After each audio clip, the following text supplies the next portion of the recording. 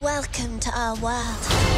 Hollywood की कुछ अदाकाराओं का कहना है कि बच्चों की फेरी टेल मूवीज गलत रवैयों को नॉर्मल बनाकर दिखा रही हैं। अदाकारा केरा नाइटली ने तो अपनी बेटी को ऐसी फिल्में देखने से ही मना कर दिया है जिनमें एक शहजादी को मुश्किल से निकलने के लिए शहजादे का इंतजार होता है।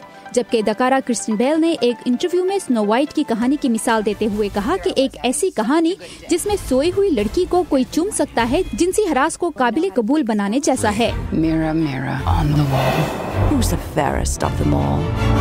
Snow White. जेम्स बॉन्ड का किरदार अदा करने वाले डैनियल क्रेग को उनके मद्दाहों ने एक अल्टीमेट हीरो करार दे दिया है। हाल ही में डैनियल क्रेग की एक तस्वीर सोशल मीडिया पर आई जिसमें वो अपनी बेटी को उठाकर चहलकदमी कर रहे थे। बरतानवी टीवी एंकर पियर्स मॉर्गन ने ट्विटर पर उनके बच्चा उठाने के तरीके को तनकीद का निशाना बनाते हुए गैर मर्दाना करार दिया। बस फिर क्या था, ट्विटर की दुनिया से बाप डैनियल के दिफा में सामने आ गए।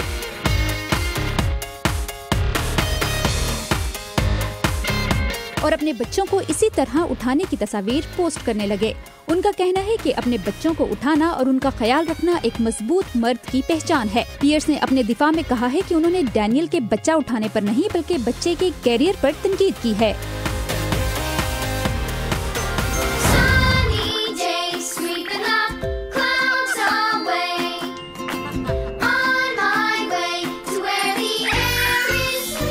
कई अशरों से बच्चों के पसंदीदा प्रोग्राम सेसमी स्ट्रीट में बिग बर्ड और ऑस्कर द ग्राउच की आवाज को अलविदा कहने का वक्त आ गया है।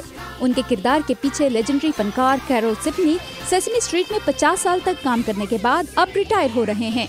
उनकी उम्र 84 साल है। उनका कहना है कि अब उनके अंदर ये किरदार निभाने की जिस्मानी सकत नहीं रही। वर्दा खलील, उर्दू VOA।